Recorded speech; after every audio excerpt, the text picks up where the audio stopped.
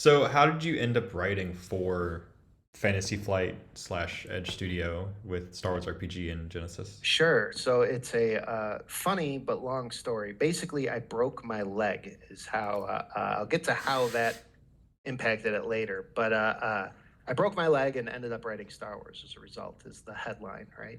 Welcome to the Tabletop Empire. My name is Nate, and today I have a very special guest for the channel. Keith Kappel is a freelance writer who has worked on various projects for both Star Wars RPG and Genesys RPG, including, but not limited to, the Force and Destiny core rulebook, the new Embers, the Imperium Genesis book that's coming out very soon, as well as the Clone Wars Era Sourcebooks that I'm actually reviewing next week, so subscribe so you do not miss it. Yeah, thanks. Thanks for having me. I appreciate it. Excited to be here. Cool. Well, I do want to spend a little bit of time and just kind of tell us about yourself a little bit. Sure. So I'm a freelance writer in the tabletop RPG industry, and almost all of my work has been with Fantasy Flight Games first, and now Edge Studio, mostly on the Star Wars line and the Genesis line, as you so eloquently put it. And I've done a few other small jobs here and there elsewhere, trying to expand my horizons a little. But this game is the best game, and that's the game I want to write for. So I pretty much just as long as they load up my calendar, I stay on this game. So I guess we'll start with a softball question, and that is, what is your favorite Star Wars movie and why? Oh, like I'm an Empire Strikes Back kid. That's the first movie that came out when I was born. I was born in '79, but so that was the one that kind of when it was on direct to video, it was like that and Return of the Jedi nonstop in my household.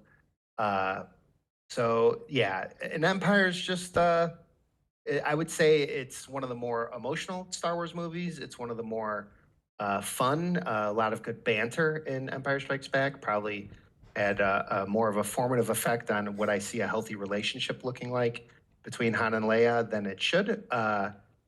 And it was just really cool. And like, how many movies up until that point had you ever seen like the bad guys win Yeah. at the end? So that was like earth shattering. That's not supposed to happen. So yeah, at the time it came out, it was completely groundbreaking, and I'm just old enough to have grown up with it.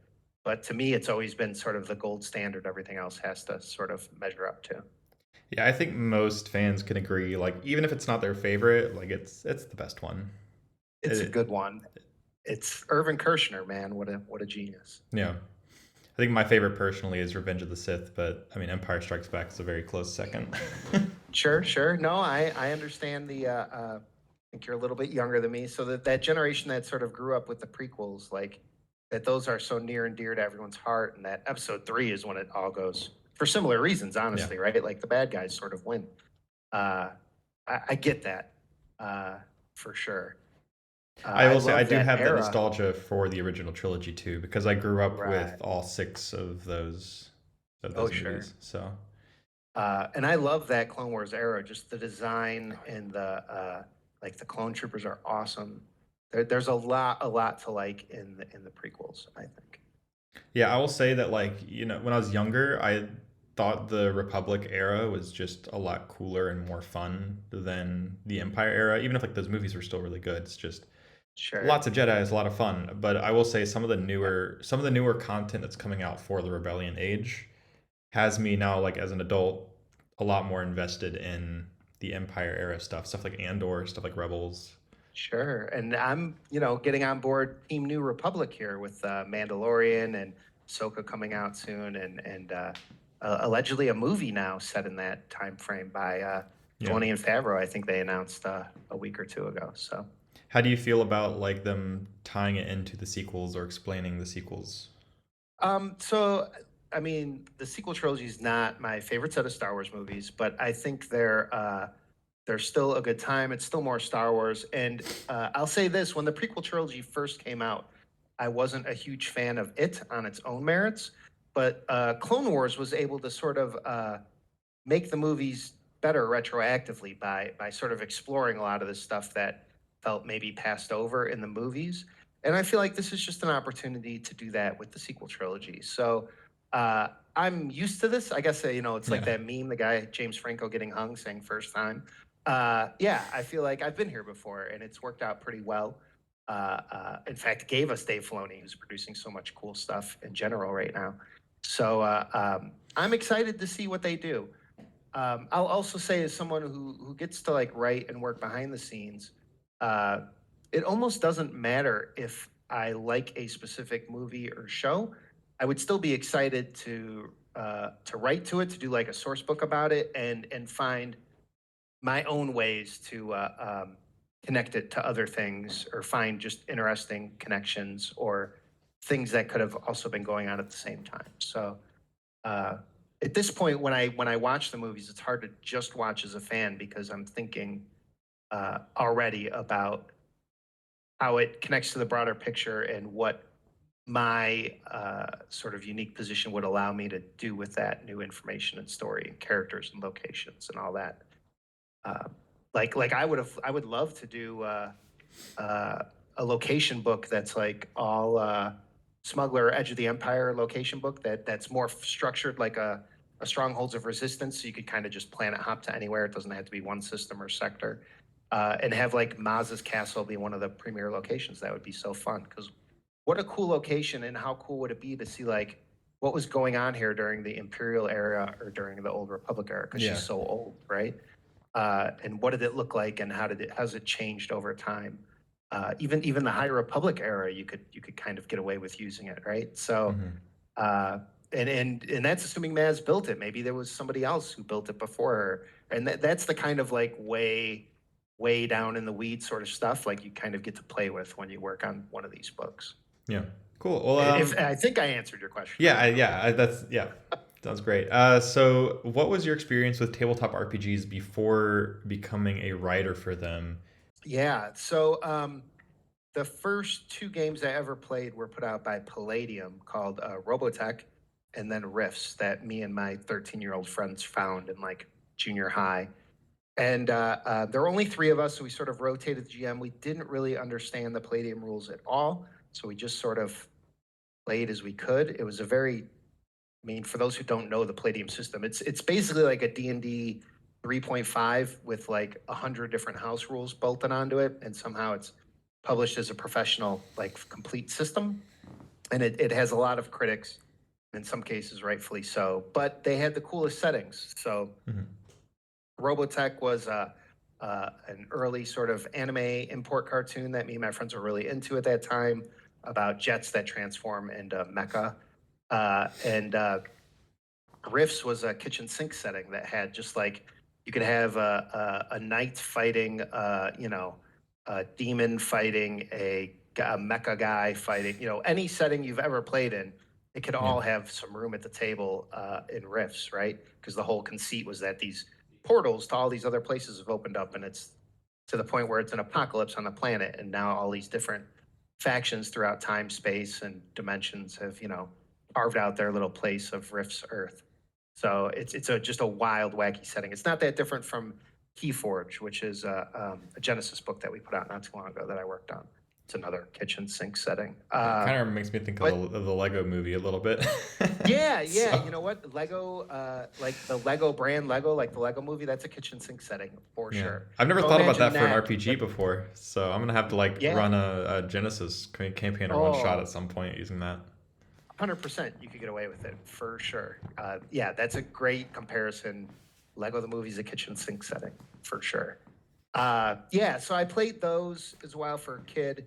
Then the internet came along, and my best friend Ryan Brooks, kid I met in like the old AOL chat rooms, we were running like an online RPG of our own design that was meant to work with like, it was before MMOs, but it was like meant to work with hundreds of players, right? Where you could just come into these chat rooms and play your character and interact with the rules, and role play, and then leave. Play whenever you felt like it. There were enough players that someone was always on, but it was all based in chat rooms, right? And so it was like a weird sort of, not play by post, but and to do that we bought all the West End Games books because it was Star Wars. So we were trying to like stat out all these different weapons for our rules and converting stuff from West End Games.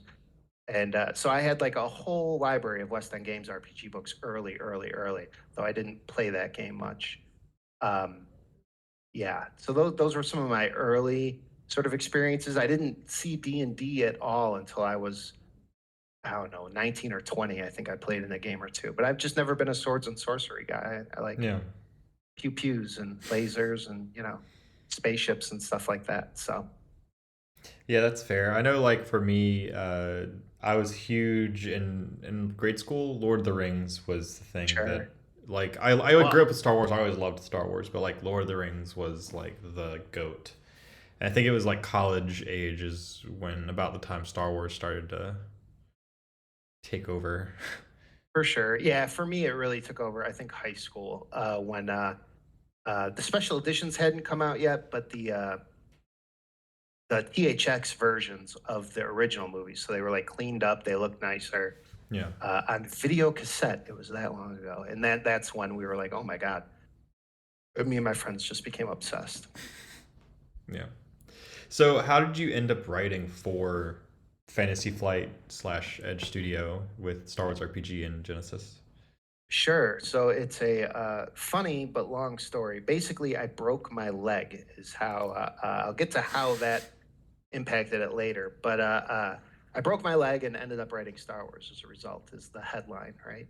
So I was a fan, obviously, and for running we had transitioned, me and my buddy Ryan Brooks, who I did the online game with as a young man, around 2005, I want to say, right when Revenge of the Sith came out. We started a website called fandomcomics.com, and we were doing Star Wars fan comic books, fan RPG material for the Wizards of the Coast D20 content. Hmm. And I don't know if we were doing, I think it was just those two things mostly. It was fan comic books and fan RPG. Oh, and some short fiction as well. And I had no skills. My good buddy Ryan, real smart guy, ended up writing for Fantasy Flight Games as well. But he was a web designer already. He knew how to do layout. He had all these skills. Yeah. And I found some artist friends that knew how to draw, and that left the writing to me. We thought like anybody could do the writing, but you're not doing anything else. So you're on the hook for all the writing. So that was the first time in my life I really was ever trying to write story or do anything like that around, I don't know, I was like 25 or 26. And we did that for a few years. And because we were doing that, we were going to these the celebration conventions, right? To like show people our website and talk about it and meet all the other Star Wars people and see what else is going on. I'd been like networking, making contacts among a bunch of people. One of the people I met there was Sterling Hershey, who has written on every version of the Star Wars RPG to date. So he worked on some West End game stuff. He's worked on a whole bunch of D20 stuff and a whole bunch of FFG stuff as well. And I bumped into him randomly at like I think on the show floor, introduced myself, and that was cool for me. That was a big thrill because I knew exactly who it was, and knowing Sterling as well as I do now, I'm sure it was a weird thrill for him too, because it's not often as an RPG writer you get recognized on a floor of 60,000 people and people are coming up to you introducing themselves. So Yeah. that's an ego stroke, right? Like, which happens to me every once in a great while, and it's always kind of nice. Although knowing Sterling, he probably hated that. He's a quieter man than me. But in any case, like the introduction went well. I said goodbye and went on about the convention. And my plan was to go to like, they were having all these writing panels where you could go and like Troy Denning or Tim Zahn would teach writing for like an hour to, a room of like 100 people or whatever, which was awesome. Because here's guys who have bestsellers giving you writing advice. And at the time, I was just thinking about going to college for writing, or I think I had just enrolled. It's because what had happened was I was playing paintball with my friends and broke my leg playing paintball. I was shooting one way and running another way, and foot got twisted and it broke really bad. And my job at the time, I was a full-time bartender. So if you're hurt when you're bartending, there isn't really a workman's comp. There isn't, Yeah. your unemployment is not very much because you don't show very much money because it's all tips, cash, Right. so it's not, your Yeah. taxable income always looks really low as a bartender. So I was like, how am I going to pay rent? That was my big concern. And I had served in the military. I was in the United States Navy for 4 years as an intelligence specialist. And my GI Bill was going to pay my rent. That was my great genius plan, was I'll go back to school. And that way the GI Bill money will come in. I'll just go to the community college or whatever so that I'm profiting on the GI Bill. and I'll use that to pay my rent. That'll go great. So I did that, and I found I was really enjoying my time in school as an older man at like 27, 28, 29 than I ever did when I first got out of the service. Mm-hmm. And I was excelling, I was doing well, and I thought I have a little bit of GI Bill left. It's going to expire in like 2 years. So why don't I just use it instead of going back to bartending right away? And I ended up going to school for writing because I thought I'm doing this website, and George Lucas hasn't personally called me to invite me to write a Star Wars movie or whatever yet. So like maybe I need to learn something. So I went to school all because I broke my leg. Had I not, I would have been bartending the whole time. But Sterling knew all this and knew I was doing fan supplements and interested in writing, and said, "Hey, Fantasy Flight Games is holding an open call for writers, and wink, wink, that's where you want to be working, a year or two from now." And I was like, "Sweet, cool." So then me and Ryan went home, found the post that was buried somewhere on the internet about the open call, and me and my buddy Ryan Brooks spent like 10 days honing our submissions. I did a Rancor monster, and he did the Nexu Beast for like the Warhammer fantasy rules at the time, which we had never played, and sent those in as our submissions. And it was like a year and a half later, I got a call back to work on Sons of Fortune, and that was my first professional work in the industry. Well, that's awesome. Yeah, That's crazy. Yeah, crazy how those things kind of work out like that too. Yeah, So- absolutely. Like wild, how one little thing could have gone different, and I would have been on a wildly different path, right? Yeah. So what does the process really look like for writing for Star Wars RPG, or like is it hard to write to a pre-existing universe? And how big of a factor is like research when it comes to maintaining existing canon or even pulling in Legends lore? Sure, there's a lot there, so let me try to unpack it. Yeah. Process-wise, it's not that different for me on my end as a freelance writer between writing for Star Wars or writing for Genesys or anything else. And from my perspective anyway, all the work I've done for Edge and FFG is for an existing IP, even if there's, even something for Genesys that is new to the wider audience. It's not, I don't own the IP. There's already like an existing setting Bible of some kind that I'm studying before I can start writing. So in a way, the process doesn't feel different for me. For Sam, it feels different, I know, because it's a question of calling like someone internal to Asmodee or like dealing with the whole LFL thing, which is, as you can imagine, there's a bit of a labyrinth sort of set up there to get in touch with those guys and get them to work on our schedule. Like they have their own schedule and their own priorities, of which the Tabletop RPG, I can only imagine, is near somewhere around Pez dispensers, probably just below Pez dispensers for approvals, right? Because this business just isn't that large. Right? Hopefully this channel becomes like a Critical Role in 10 years and Lucasfilm actually cares a little bit more. That would be great. That'd be great. So. I mean, it's not like they don't care. Pablo Hidalgo, who is the one of the big continuity canon guys over there, got his start writing for the West End Games RPG. So they have a soft spot for it over there for sure. But, there's just business realities where the entire tabletop gaming market is estimated to be anywhere between like $60 and $120 million of revenue a year versus like the $3 billion or whatever the entire tabletop gaming space is. And, D&D takes up the bulk of that 120 to 60 million, whatever it is. It's mostly D&D, and then all the rest of us are fighting for second, probably third place, really, if you think about Paizo. But so process-wise, I'll get an invitation to work. They'll be like, "Hey," Sam will email me and be like, "Hey, we're doing a book about this. Do you want to do it?" And I'll enthusiastically reply, "Yes, very much, please." And then he'll be like, "Cool, I'll get back to you at some point with the details and the contract. I'll sign a contract."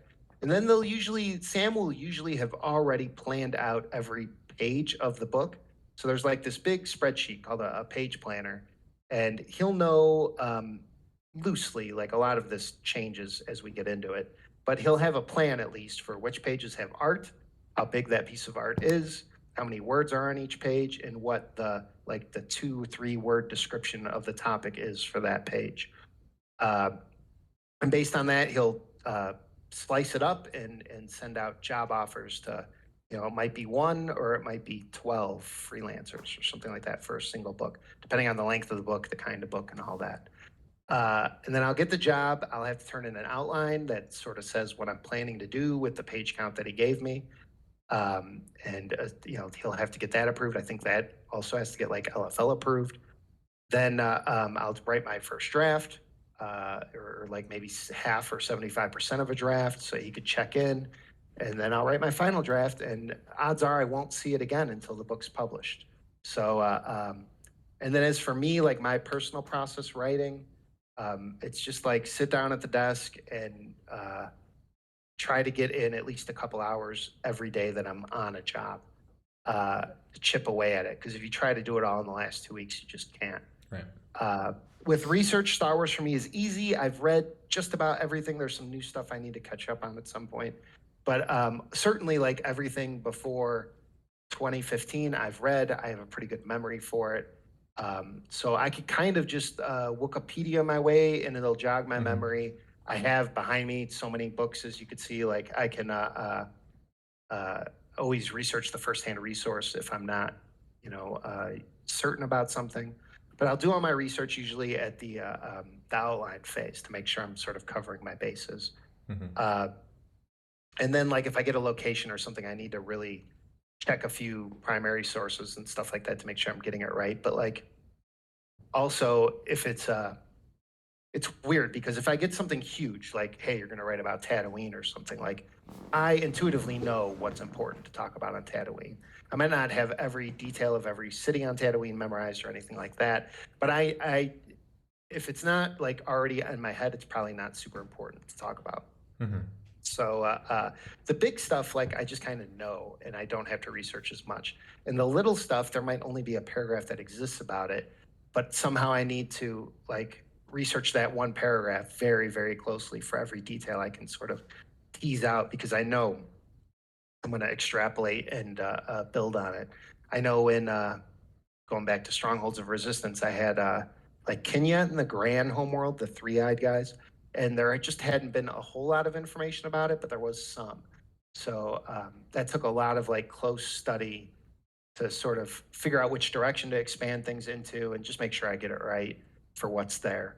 But then like Mancala, I think I had in the same book. And although that one was weird because although there's a lot of information about Mancala, the timeline's a mess because so many different games and adventures and stuff have visited, right? So that one was a bit research intense. But usually I just sit down and do my thing and double check facts or whatever later.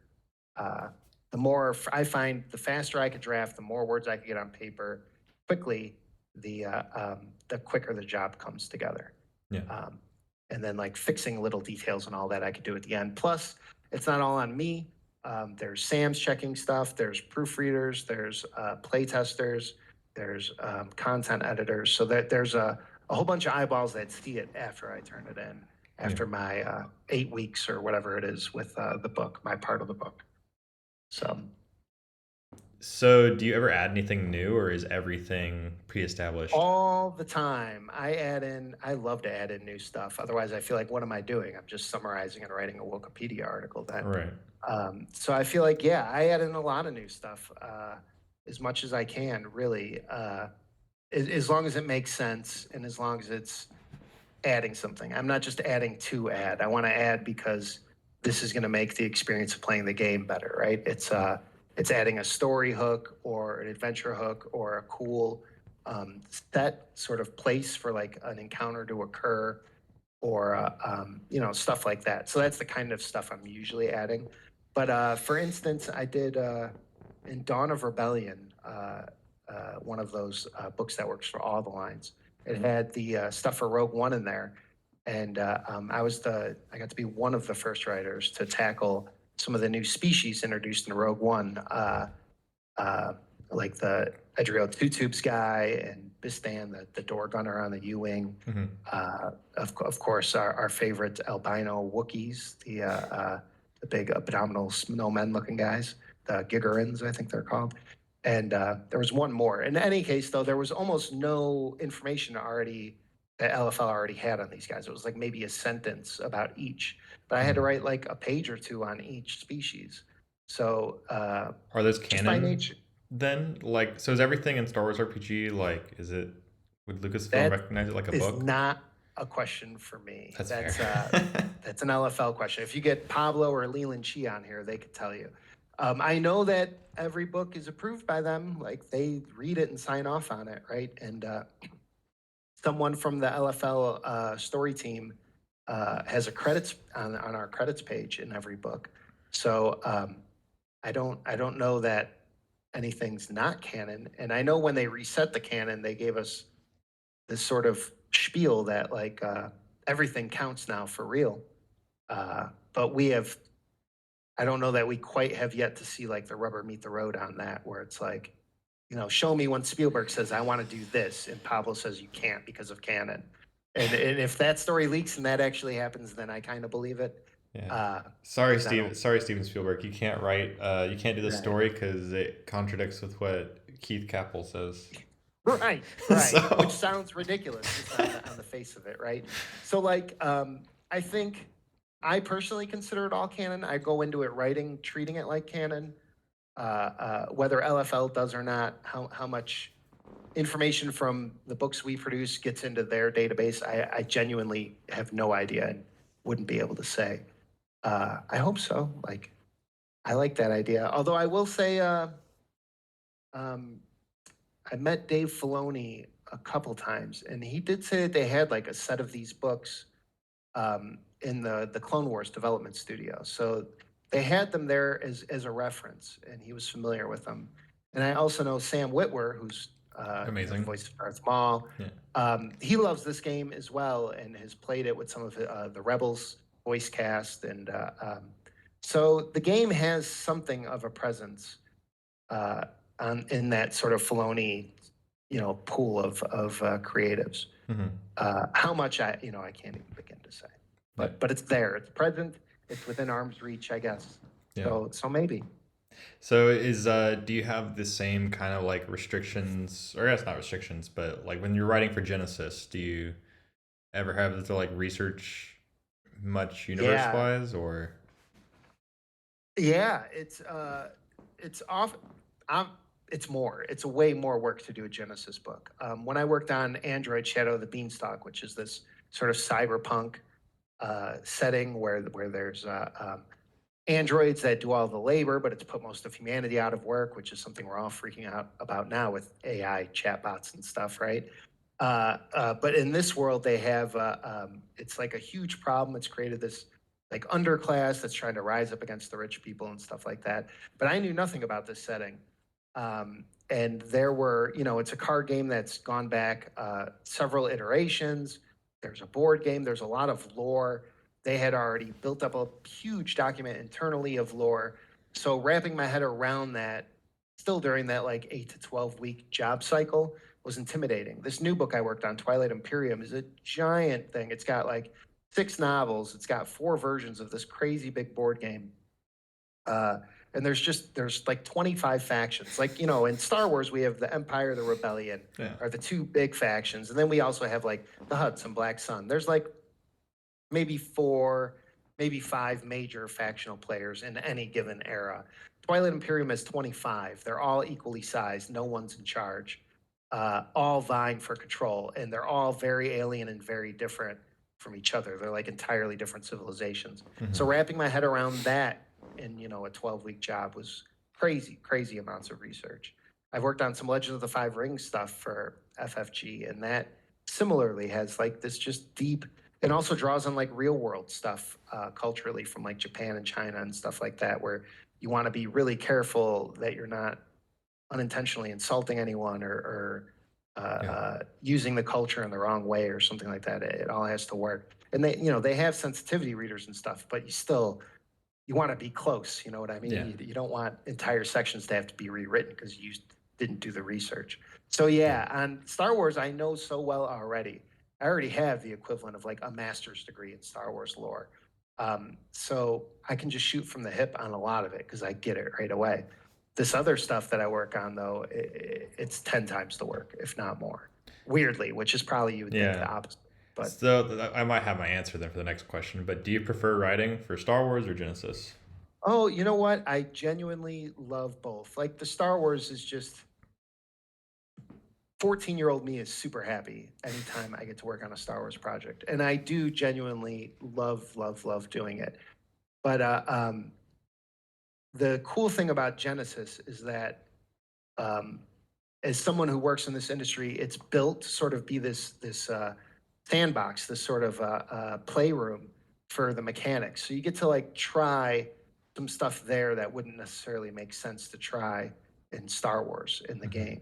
So they're both very satisfying, and I take any job I can on either line, just in different ways. I would say is more what it is than having like a favorite. Yeah. They're my children. What do you want me to do? Yeah. So, as some people may not know, Fantasy Flight Games and Edge Studio, there was kind of a publisher change from another guy that I know that's involved with stuff. The gist that I have is that Fantasy Flight Games was bought out by Asmodee, and then Asmodee transferred all of their tabletop role-playing stuff over to Edge Studios and left the X-Wing board game and some other things with Fantasy Flight Games. So when they switched publishers, Lucasfilm license LFL had to redo a bunch of stuff, and that's why there were no books published for like 2 years, or the whole printing problem, why dice are hard to find. Right. I'm gonna say you're pretty close there. I don't want to stumble here and say the wrong thing, so I want to be careful how I speak. But because I'd hate to put out bad information. Yeah. What I can say though is that FFG was bought by Asmodee. That is correct. Asmodee was then bought by Embracer Group, which is an even bigger, mostly video game focused company, which is exciting for us in Genesis because it opens up other in-house licenses to perhaps explore. But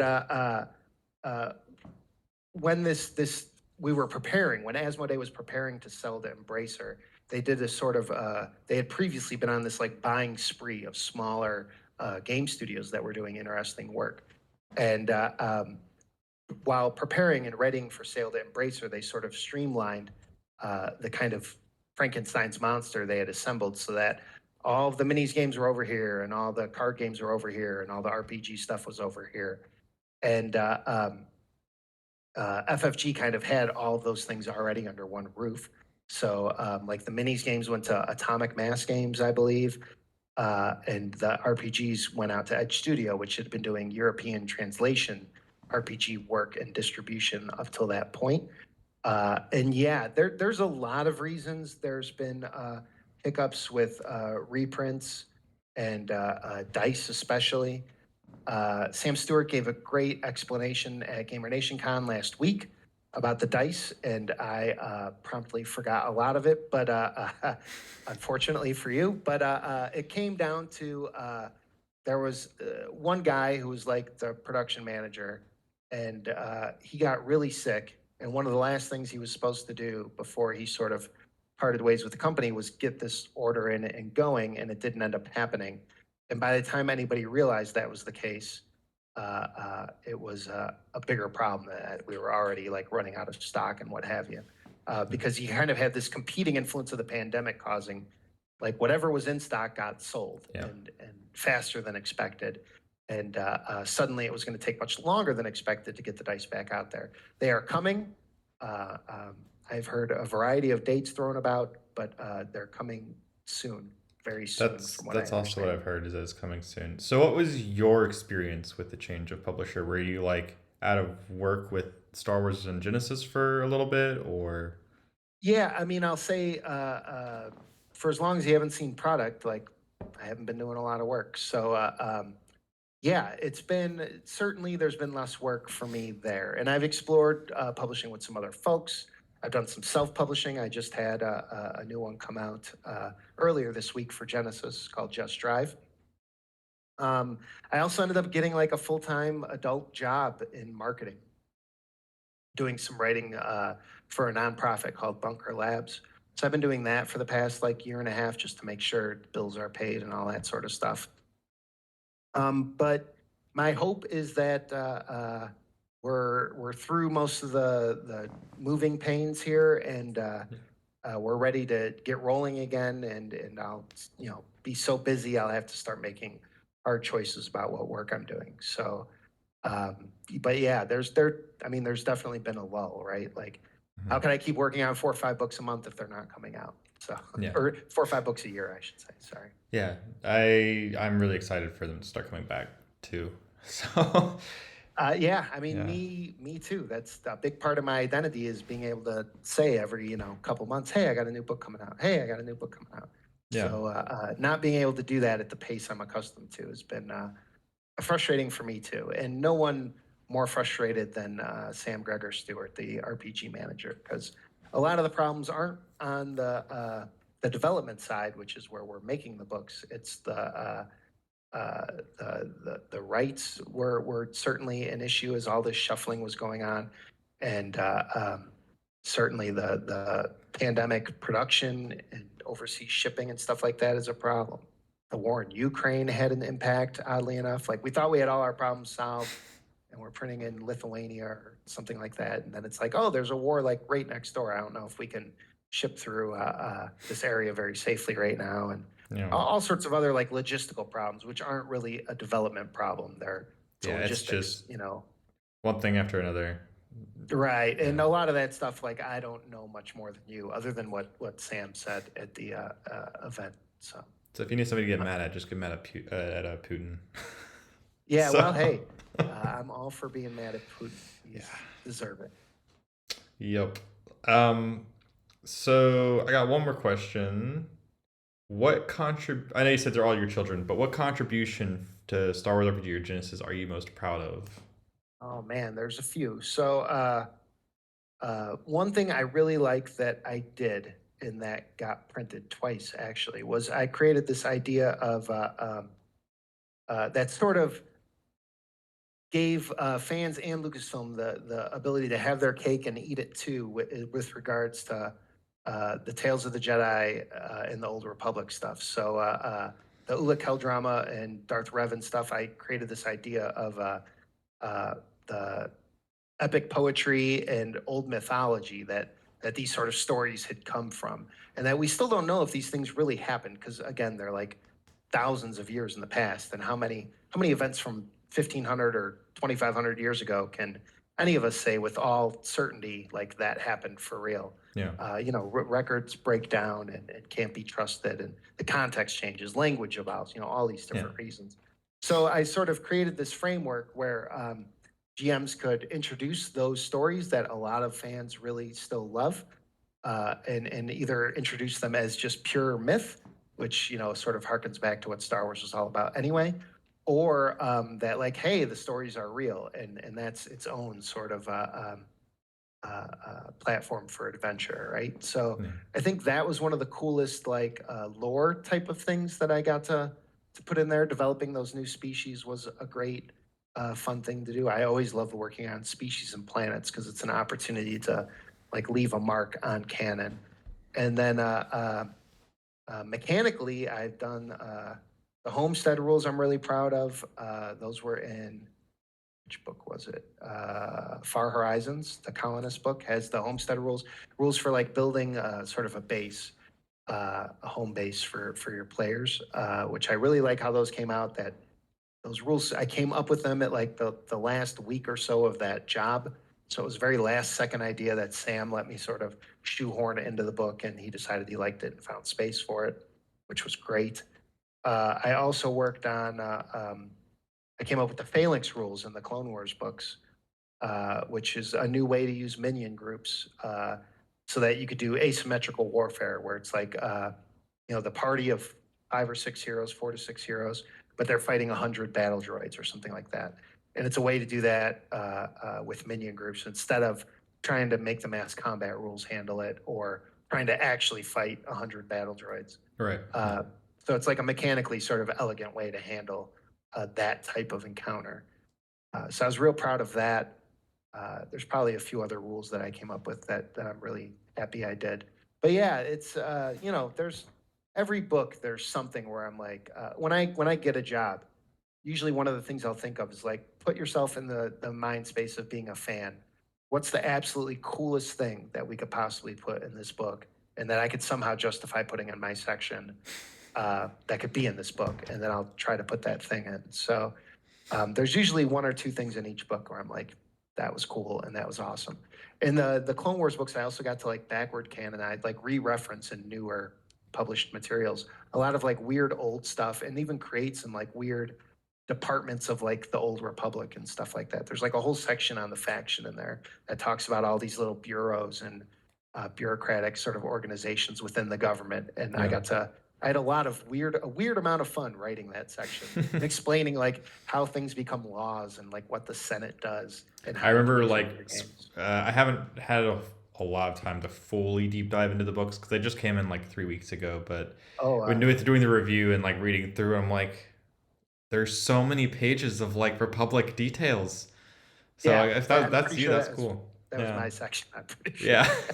Yeah, so It's I had a really great time. interesting just because there's not really a whole lot outside of like a couple Clone Wars episodes or some book Right. details here and there. And it's weird because the prequels have so many scenes in the Galactic Senate, right? So it's like that's clearly a part of this setting, and the Clone Wars cartoon uses that setting as well quite a bit. So I was like, well, we need to pay some service to it. There's some characters who are going to want to be like a senator. That senator was one of the careers in one of those two books, even I believe. One of the So players in my game is like an ex-governor, I think. Yeah, right. So yeah. it's like, So how does this stuff actually work? How's the galaxy set up? I mean, I know the old Republic Senate maybe doesn't get a lot done, like some other governments I'm close to, and you know, it's because of all these rules and committees. And but how does all it work? And how can we explain it in a way where GMs can at least incorporate a little bit of it, especially if they have a player who's like from that space. yeah, for sure. Well, I really appreciate you coming on and talking. It's been a lot of fun. Is there something that you'd like to plug by chance, or? Yeah. Just Drive, ground vehicle source book for Genesis using the driving skill, just came out. It's not necessarily built to use with Star Wars, but there's a lot of encounter guidance on there that I think can help with your races and chases and stunts and whatever else you might be doing in ground vehicles with Star Wars. I just put that out. It's available on Drive Through RPG. It's called Just Drive exclamation point, or you could search my name, I'll Keith put it Brian in the Kappel. I'll put a link in the description. Awesome. And then Twilight Imperium's Embers of the Imperium, another Genesis book that comes out April 28th. From what I understand, it should be available at both your friendly local game store and on digitally on Drive Through RPG. However, if you buy a physical copy, there's a code in there for a free PDF. So that's a new thing that they're doing with all the Genesis books anyway. I think all the L5R stuff too. Though, as far as I know, the PDF question has not been answered for Star Wars yet. Yeah. They haven't figured that out, but maybe one day, I hope. Cool. Well, yeah, like I said, it's been fun.